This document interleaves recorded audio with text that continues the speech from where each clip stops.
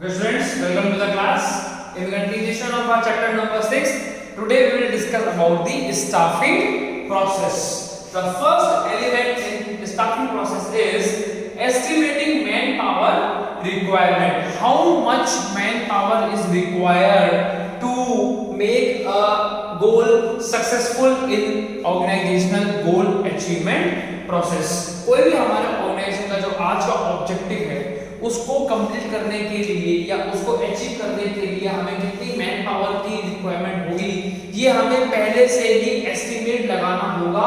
क्यों? क्योंकि जब तक हमारे पास एस्टिमेशन नहीं होगा तब तक हमें मालूम नहीं होगा कि हमें कितने लोगों का रिक्रूटमेंट करना है या कितने लोग हमारे पास पहले से अवेलेबल है, उनमें से कितने लोगों को हमें काम पे लगाना है। उन सब चीजों की हमारे पास पहले से एस्टिमेशन होना जरूरी होता है। तो एस्टिमेटिंग मैन पावर रिक्वायरमेंट, हमें कितने मैन पावर की रिक्वायरमेंट होगी to conduct that particular objective of organization, we are required to estimate that in advance. वो तीन पैरामीटर हैं, workload analysis, workforce analysis and comparison. पहला क्या है? Workload analysis. Say for example in a company there are 100 peoples are working, 100 लोग पहले से company में वर्क कर रहे हैं और वो 100 लोग पर डे बेसिस पे 1500 यूनिट्स प्रोड्यूस कर लेते हैं। मतलब 1500 यूनिट्स को वो लोग पर डे प्रोड्यूस कर लेते हैं। कितने लोग? 100 पीपल, 100 लोग। अभी कंपनी के पास हमारे पास एक एडिशनल असाइनमेंट या कह लीजिए एक असाइनमेंट, एक ऐसा प्रोजेक्ट आ जाता है जिसके अंदर हमें 500 यूनिट्स और प्रोड्यूस करने को बोला जाता है कि आपको 500 units per day extra produce करनी है। तो कंपनी का जो प्रोडक्शन मैनेजर है उसका काम क्या है कि सबसे पहले तो वो ये देखेगा कि हमारे कंपनी के अंदर जो 100 लोग हैं, 100 पीपल्स हैं, उन लोगों में से कितने लोग ऐसे हैं जो एक्स्ट्रा ओवरटाइम करना चाहते हैं।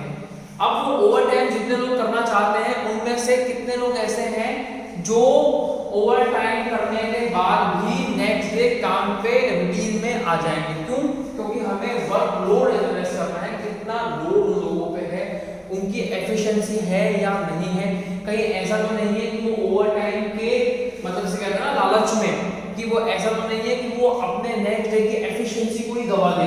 तो इन सब चीजों की हमें पहले से एनालिसिस करना होगा और जब प्रोडक्शन मैनेजर इन सब चीजों को एनालाइज कर लेगा उसके बाद वो ह्यूमन रिसोर्स मैनेजर को एक एस्टिमेट बना के देगा कि we are in the requirement of minimum 25 labour, हमें 25 लोग ऐसे चाहिए नए जो हमारे को वो 500 यूनिट जो एडिशनल बनाने को बोला गया है बनाने में हम मदद करेंगे।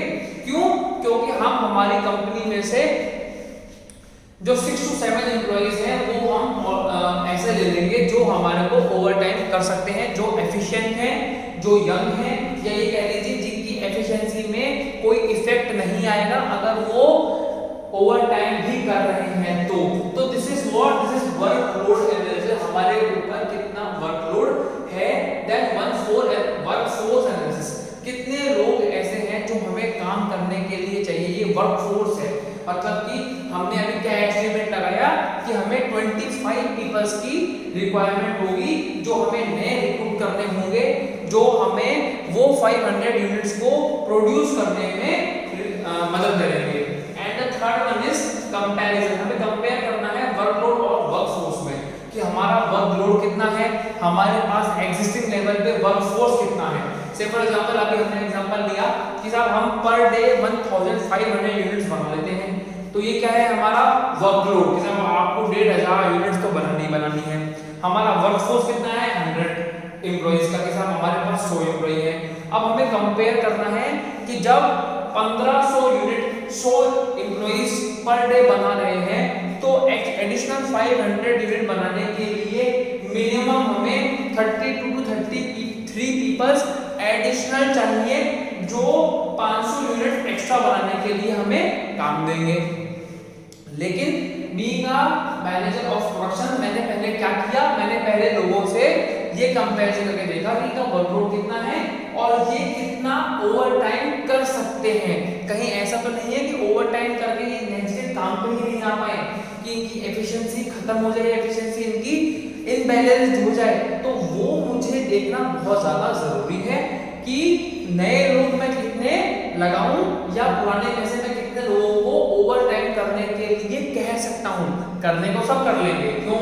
पैसा मिलता है एक्स्ट्रा, पैसा दोगे ना जब ओवर टाइम कराओगे। लेकिन उनमें से कितने लोग ऐसे हैं जो रियलिटी में वर्कलोड को झेल सकते हैं, वो लोग उसको लोड को ले सकते हैं कि हाँ हम ओवर टाइम भी करेंगे तो हमारे नेक्स्ट डे की एफिशिएंसी पे कोई इफेक्ट नहीं होगा, हम नेक्स्ट डे भी उतने ही यूनिट्स बना रहे होंगे। ये कौन इंश्योर करेगा? ये इंश्योर करता है आपका प्रोडक्शन का मैनेजर करता है कि हाँ इनकी इतनी एफिशिएंसी है। तो मैं क्या कंपेयर करता हूँ कि वर्कलोड और वर्कफोर्स कितना था, मुझे कितने लोगों की नई रिक्वायरमेंट होगी।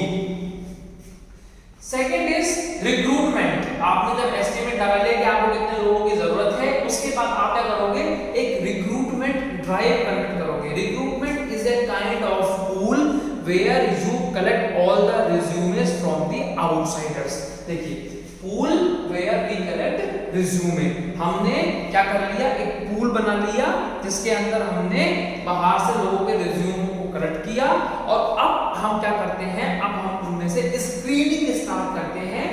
हम स्क्रीनिंग किन लोगों की करते हैं? जो हमारी कंपनी के वर्क के अकॉर्डिंग फिट एंड फाइन है, क्वालिफाइड है, स्किल्ड है, एक्सपीरियंस्ड है। अब हम उन सब रिज्यूमों को शॉर्टलिस्ट करना स्टार्ट करते हैं, उनकी स्क्रीनिंग करना स्टार्ट करते हैं। एक बार जब रिक्रूटमेंट हो जाता है तो हम इंटरव्यू कंडक्ट करते हैं और इंटरव्यू कंडक्ट करने के बाद हमारे पास जो फाइनली स्टेज आ जाती है वो आ जाती है सिलेक्शन की स्टेज। कि इंटरव्यू प्रोसेस कंडक्ट करने के बाद HR round, personal interview, technical round, वो सब जब आपके हो गए, उसके बाद जो लोग फाइनली आपने सेलेक्ट किए और जो आपके साथ वर्क करने के लिए उस पर्टिकुलर सैलरी पे एग्रीड हुए, अब आप उन लोगों को क्या कर लेते हो? अपनी कंपनी में फाइनली सेलेक्ट कर लेते हो, अपॉइंट कर लेते हो। After selection, placement and orientation. What is placement? Placing the right person at the right job. सही आदमी को सही काम पर भेजना, उसे हम क्या कहते हैं? Placement. And orientation. Now what is orientation? Orientation मतलब होता है कंपनी की पॉलिसीज और प्रोसीजर को उस नए एम्प्लॉइज को समझाना कि हमारी कंपनी के क्या पॉलिसीज हैं, क्या रूल्स एंड रेगुलेशंस हैं और हमारी कंपनी किस प्रोसीजर को या किस पॉलिसी को फॉलो करते हुए वर्क करती है। उसको हमें क्या करना होता है? ओरिएंटेशन प्रोग्राम, एक welcome programme, welcome speech conduct करा करके हमें उन्हें कंपनी के norms, standard, rules, regulation, policies, procedure सब कुछ हमें उन्हें बताना होता है। तो this is what? Orientation programme. Then last process is training and development. After the placement of the employees at the right place, at the right job, at the right time, now you need to provide them a training session so that they can be able to work in the new environment more easily and profoundly. मतलब वो नए environment में अच्छी तरीके से काम कर सकें, इसके लिए उनको क्या देनी होगी? आपको ट्रेनिंग देनी होगी। से फॉर एग्जांपल, आपकी जो कंपनी है वो एक ERP को फॉलो करती है। Now what is ERP? ERP stands for entrepreneur resource planning. आपकी जो कंपनी है वो एक ERP सॉफ्टवेयर को फॉलो करती है, उसी के साथ आपका काम चलता है। नॉर्मल जो कंप्यूटर के सॉफ्टवेयर्स हैं उस पे आपका काम नहीं होता है। तो आपने जो कंपनी में नया एम्प्लॉय अपॉइंट किया है, अब आपकी रिस्पॉन्सिबिलिटी ये है कि आप उस नए एम्प्लॉय को ERP की ट्रेनिंग प्रोवाइड करवाएं कि हमारी कंपनी सॉफ्टवेयर यूज करती है, that is entrepreneur resource planning.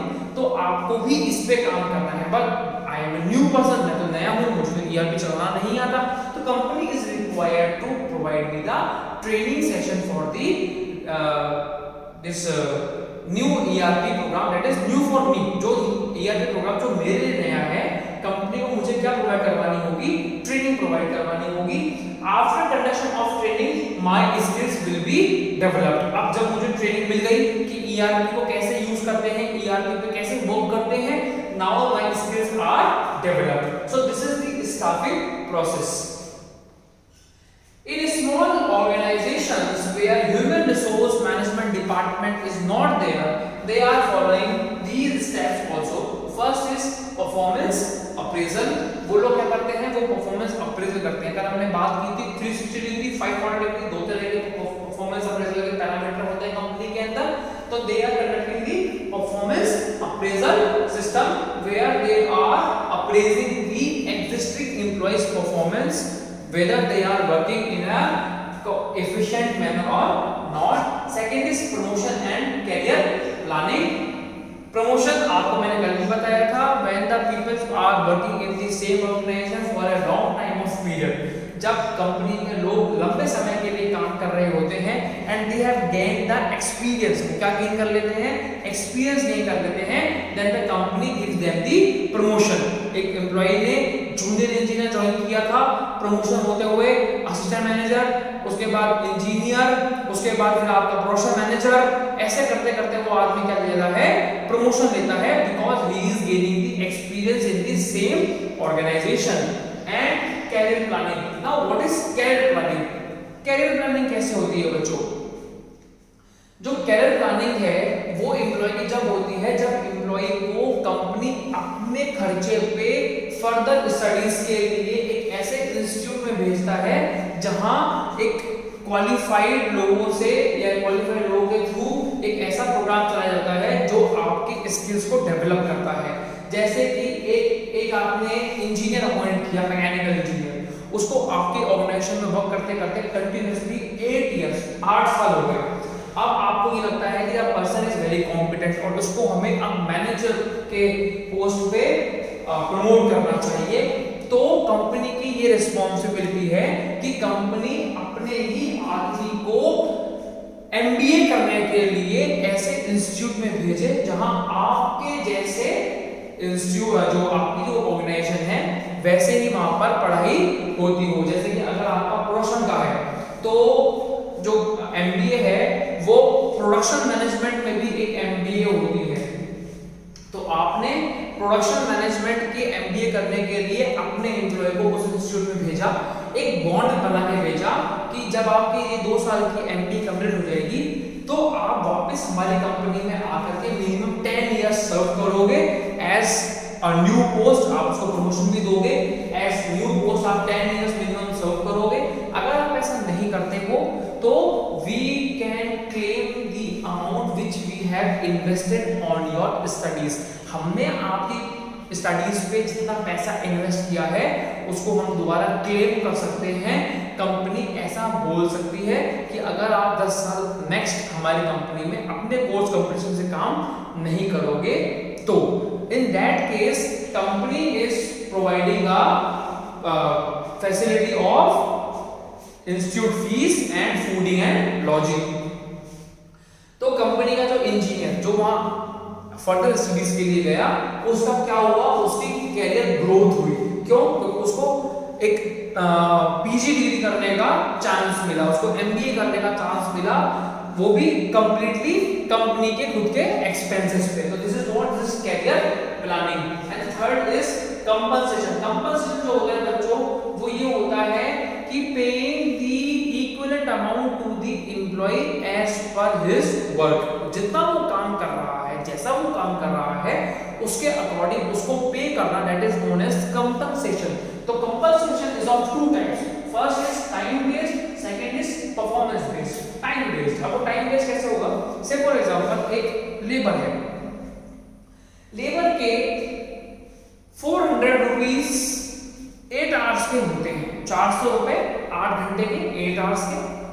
अभी वो लेबर 4 आवर्स काम करके ये बोलता है कि मुझे अर्जेंसी है, मुझे मेरे घर जाना है। तो कंपनी की रिस्पॉन्सिबिलिटी क्या है फेयर कंपनसेशन में? To provide him ₹200। भाई आपने 4 आवर्स काम किया, 8 आवर्स के आपके 400 रुपीज बनते हैं।